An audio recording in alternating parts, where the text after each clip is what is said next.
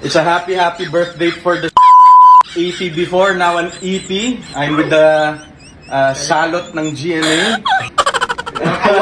Mga kawatan. Yung hindi mo pwedeng papuntahin mo sa bahay kasi paglabas nila may nawawala na. Kaya bago sila umalis, inspection mo. May inspection muna. Happy birthday, Teleni. We miss you so much. Sorry, hindi naman namin alam na may party. Si Josepina de la Cruz. Hi, this is Josepina. Happy birthday, Teleni. Okay na to. Fans, ito na kakulitan ng Bernardo family kasama sina Papa Ted at saka si Sir Alden na kulitan at marami pa tayong 4 billion views mga kasambreros. Unahin natin ito. Ang cute nitong ginawa ng Bernardo family, no, kasama si Papa Ted, si Mami si Tin at saka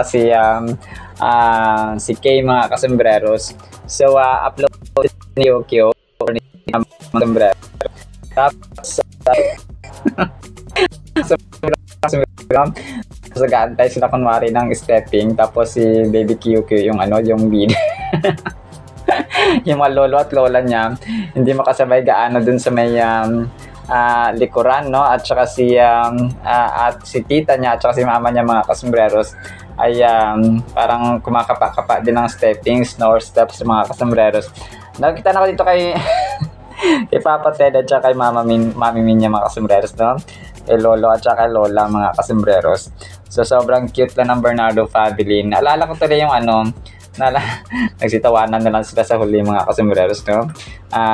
And ang supportive nila, no, kasi may TikTok account si Baby Q na, di ba? Tapos ina-upload niya doon. Tapos support din ng ang lolo lola at saka yung kanyang tita na isa mga kasi at wala pa si Ma'am Catherine dito, no? And then of course si Papa Ted niya mga kasambreros. So sobrang cute lang. Naalala ko tuloy nung promo ng Hello Love Again, no, na nagkasama ang Bernardo at saka Fulkerson family mga kasambreros. Sina Papa Ted, si Daddy Bay, tapos si Mama Min, tapos yung family na kasi wala na si mama ni Alden. Sobrang nakaka-touch mga kasambreros, no, nung time ng Hello Love Again na may mga time pa doon na parang nagpapalakas si Sir Alden kaya Papa Ted. Parang alam mo yung nanunuyo, no, si Sir Alden at that time mga kasambreros, and yung pinasa ni Papa Ted yung kamay ni Ma'am Catherine kaya Sir Alden. Alam mo, pamamanhikan na lang talaga ang kulang, no? Pero kung darating din naman yan mga kasambreros na mag-aantay lang tayo ng tamang panahon mga kasambreros sapagkat darating talaga yan. So may perfect time kumbaga pa ang bawat panahon. Hindi lang sa akin kasi busy pa ang Kath din mga kasambreros sa kanya mga projects. So ang cute lang tingnan nung nung promo ng Hello Love Again mga kasambreros. And then ito, so sobrang kulit nito mga kasambreros kasi si Sir Alden parang may binabati siya, tapos parang kakulitan niya, no. Tapos sa huli ay andito si Mama Ten niya. Ayun, si Mama Ten pala tsaka si Mama Min yung magka-partner mga kasambreros, no. Tapos si Daddy Ted at saka si Daddy Bay. So ganun mga kasambreros ang partner. So ang cute lang, no. Pero itong sobrang kulit si Sir Alden dito. Tapos parang may na-mention siya dito na parang off kung kaya nag-tooth, parang ganun siya. So parang hindi niya alam na pangit pala yung term na yun, tapos nasabi niya, no. Tapos nakulitan talaga mga kasambreros, no.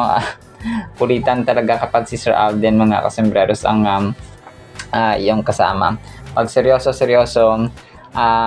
parang nag-ano siya dito parang sabi niya parang salot ng Ibi, sabi niya gano'n mga kasambreros. Pero parang joke lang, tapos parang sabi niya parang kawatan, parang hindi pwedeng papuntahin sa bahay kasi pag may nawawala mga kasambreros. Pero joke na ito mga kasambreros na so parang may inspection daw muna bago umalis ng bahay. Pero na-miss niya mga kasambreros, no? Pero hindi ko alam kung matagal na itong video na ito na naka-red siya mga kasambreros. Pero yun po, no. And then ito, so congratulations. So grabe, 13.4 billion views ang lahat ng hashtag na Catherine Bernardo ang content, mga kasombrero, sa TikTok. So hindi basta-basta, no. Dito ko talaga mapapatunayan ko talaga ito na sobrang sikat niya, kasi every time nag-upload ang Star Cinema, ang ABS-CBN, or kung sino man dyan, kapag may nag-upload, talaga yun yung pinakamaraming views, mga kasombrero, no, kay Ma'am Catherine. Talagang ang dami talaga, no, ang nakatutok, at saka sobrang sikat talaga ni attorney, mga kasombrero, kasi nga kapag ina-upload siya, related sa kanya yung na-upload, ay talagang million ang views, mga kasambreros. So patunay ito na yung influence niya ay matindi at saka malakas, mga kasambreros, kung mapamarami ang nahahatak kapag related sa kanya, mga kasambreros, ang pinopost, no. And then ito, next item natin, mga kasambreros. So nag-relax si Sir Alden, no. Parang nakaubo siya dito ng kape, no, cup of coffee, mga kasambreros, sa parang nag-Instagram story siya, mga kasambreros, na baso, tapos ay tasa, mga kasambreros, na wala ng laman kasi naubos na, mga kasambreros, no. Palagay ko ay kape or tsaa ito yung kanyang ininom, mga kasambreros, na wala ng laman. So yung kanyang yung layo ng kanyang na-bike pala, mga kasambreros, kanina ay 34.85 kilometers. Grabe. Tapos ang kanyang ginugol na oras ay parang dito wala siya, 1 hour and 14 minutes, something like that. So sobrang, no, yung average ay 19 km per hour. Grabe. Sobrang bilis, mga kasambreros, no. So ano, measurement at saka recording, mga kasambreros, yung ginagawang ito. And then ito, next item natin. So may nag-Instagram story pa siya. May isang fan dito, no, na nagpa-picture din sa kanya, mga kasambreros. So doon sa McDo na turnover ceremony nga nila, mga kasambreros, sa Laguna. Tapos yung nakatag dito ay si Mary Ladiel. So ito po siya, mga kasambreros, no.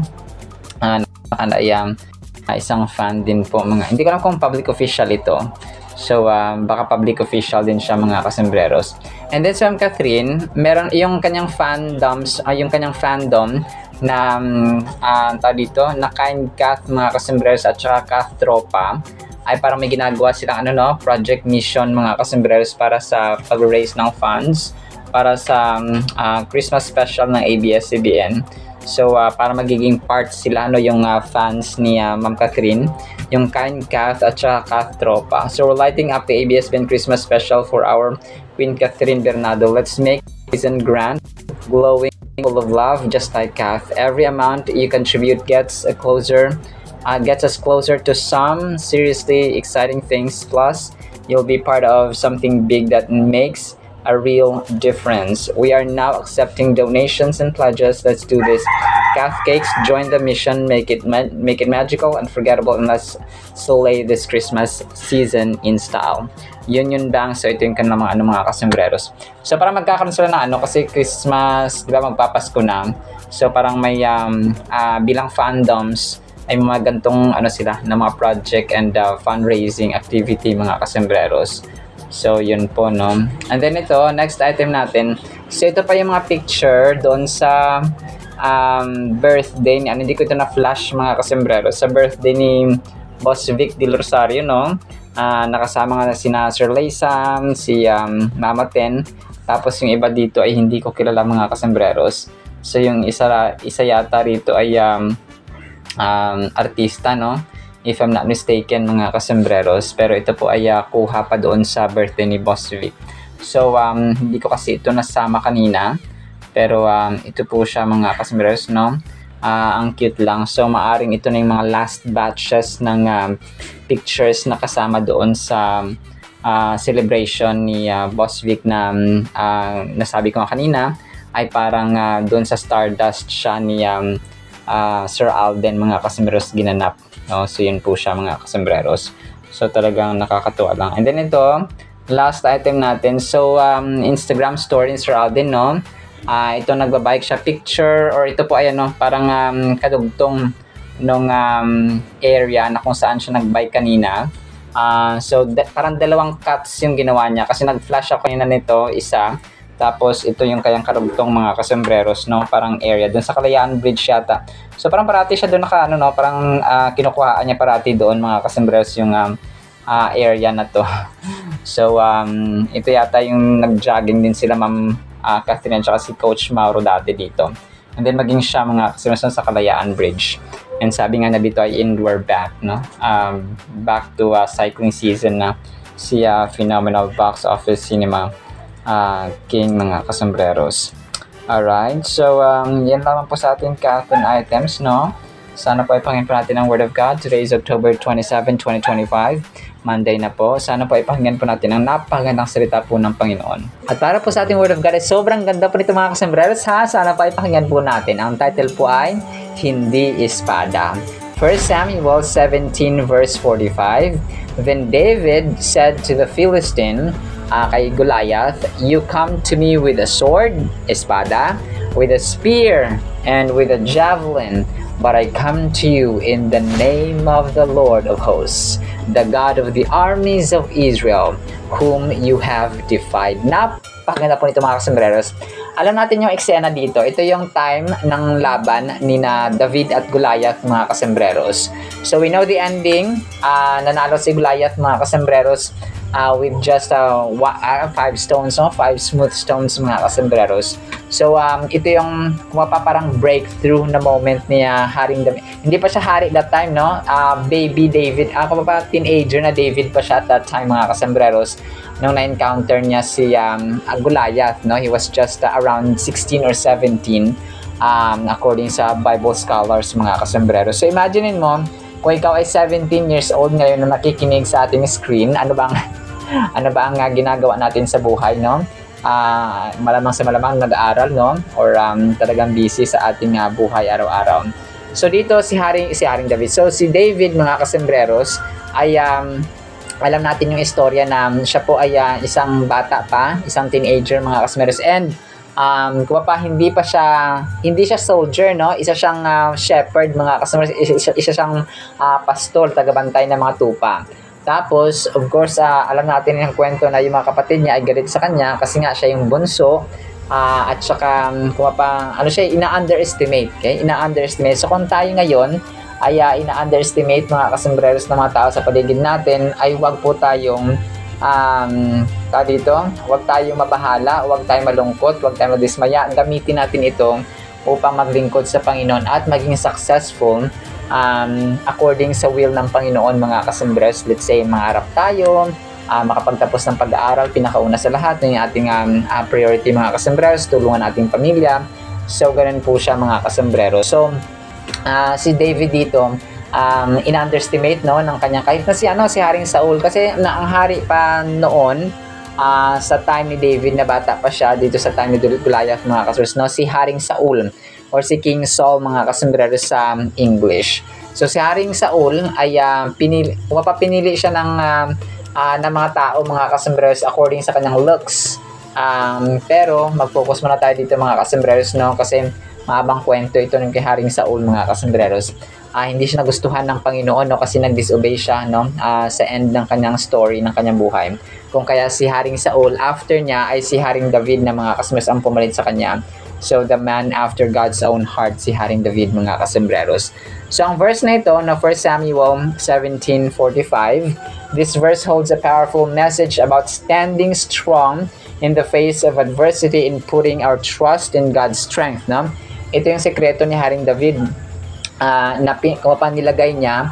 He put his trust mga kasembreros sa lakas ng Panginoon. Kasi imagine niyo, wala talaga siyang panalo. Si David, si Goliath mga kasembreros ay veterano sa labanan. Tsaka 9-footer siya mga kasembreros, no? Sa laki, dihado si Haring David sa laki. Sa taas, dihado rin si Haring David. Tapos experience, no? Si Haring David po ay dihado rin. Pero yun nga, no, si Haring David ay pinapatay niya, nagkakaroon siya ng lakas kung pinapatay niya yung mga leon, no, sabi niya mga kasembreros, kapag ang mga leon ay lumalapit sa kanyang mga tupa, pinagtatanggol niya yung kanyang mga tupa, mga kasembreros, at saka tawag dito, pinapatay niya ang mga leon, mga kasembreros. Just like David, who faced the seemingly undefeatable giant Goliath, we all encounter challenges and obstacles in our lives. So lahat tayo, hindi tayo excuse, mga kasembreros, sa mga challenges ng buhay. Hamon sa araw-araw, may hamon sa finances, may hamon sa physical, may hamon sa relationships, may hamon sa trabaho, may hamon sa eskwela, may hamon sa ang daming hamon. May hamon sa sa ating mental aspects, for example. So lahat tayo ay nakaka-encounter ng mga hamon sa buhay, mga kasembreros. Pero ang verse na ito ay reminder sa atin na no matter how big our problems may seem, with faith and belief in God's power, we can overcome them. So yung ating mga giants na tinatawag, mga kasembreros, yung mga higante ng buhay natin, yung ating problema, no, kaliwat kanan, mga kasembreros, ay talagang sinasabi natin na yung mga Goliath ng ating buhay. Pero kapag tayo pa yung magtitiwala sa ating Panginoong Diyos, ay tiyak ang tagumpay, kagaya ni Haring David, mga kasembreros. When David confronts Goliath through faith, he is not only showing his bravery, but also his unwavering trust in God's ability to deliver victory. So hindi siya nagtiwala sa espada, no? Kasi si Haring Goliath, kompleto ito, no? Meron siyang espada, may javelin pa siya, meron pa siyang mga baluti, mga kasembreros. So kompleto si Goliath, mga kasembreros. Pero si David ay yung kanyang pasandata dito ay ang kanyang pananampalataya, yung kanyang belief, mga kasembreros, sa sa Panginoon. So sabi ng mga Bible scholars ay bago pa daw hinagis ni Haring David or ni David, mga kasembreros, yung mga bato, ay naka-ready na yung mga anghel doon sa ulo ni Goliath para ibagsak siya, mga kasembreros. Grabe, no? Kasi yung sa spiritual kingdom, yun ang nangyayari sa spiritual, mga kasembreros, na mundo, hindi natin nakikita, di ba, doon sa time ni Goliath. Pero yung Panginoon natin, naka-ready na yung mga anghel, yung mga kasembreros, to defeat Goliath. This verse teaches us the importance of relying on our faith when we are faced with intimidating circumstances. So intimidating, ano ba yung mga intimidating circumstances natin sa ngayon? Maaring hindi kayo nagkakaunawaan ng iyong pamilya or mga family member, or meron kayong hidwaan ng iyong kaibigan, hindi ka makapagbayad pa ng utang or makapagbayad ng bills, no? Marami tayong mga intimidating circumstances, mga kasembreros. Maaring nag-a-apply ka ng trabaho, maaring may mga deadlines ka sa trabaho, and so on. It prompts us to ask ourselves, do we trust in God's power to help us overcome our own Goliaths? Are we willing to step forward with courage and faith, knowing that God is by our side, ready to guide us to triumph? Let this verse inspire us to face our challenges head-on, with the belief that God's power is always there to support us. Tayo lang actually minsan yung talagang busy na wala tayong panahon na humingi sa Panginoon, wala tayong panahon para manalangin or magbasa ng Biblia, wala tayong time minsan na kumatok, no, sa Panginoon. Lord, I'm drained, I'm drowned, I'm so problematic, no, we need your help, we need you, thank you for. So sa pagkain pa lang, no, dapat nananalangin tayo, mga kasembreros, no, 3 times. Kung ang meals natin ay 3 times a day, dapat yung ating pagpapasalamat ay 3 times a day. So kulang pa nga yan, mga kasembreros, pero dapat every meal, no, every kain natin, mga kasembreros, dapat ay manalangin talaga tayo. So ang phrase dito na sabi dito, David's declaration to Goliath in the story of David and Goliath holds profound significance. This verse captures a pivotal moment with our faith overcomes fear. Here, David, a young shepherd, faced a seemingly insurmountable giant with unwavering confidence in God. Understanding this context sets the stage for deeper exploration. So yung sabi nga niya dito na, sabi ni David na, pumunta ka dito na meron kang espada, meron kang spear, pantusok, and then javelin.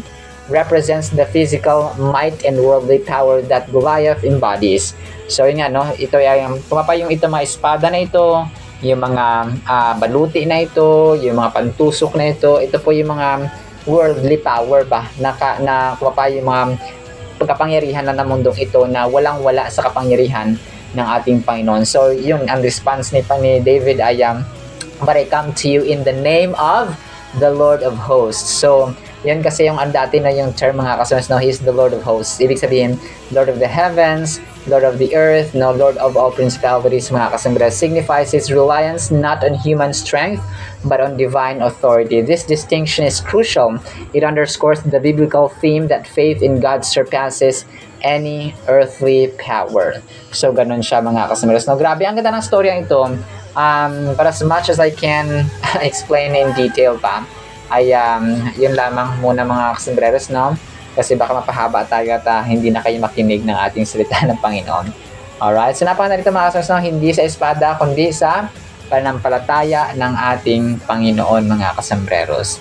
Alright, so now sa ating Word of God, nawa po ipagpalain po tayo ng pag-ibig, pananampalataya na kagaya ng kay David mga kasembreros, at saka pag-asa sa ating Panginoon Diyos na makapangyarihan sa lahat. In Jesus' mighty name we pray. Amen and amen. See you sa next segment mga kasama. Paalam po. I love you.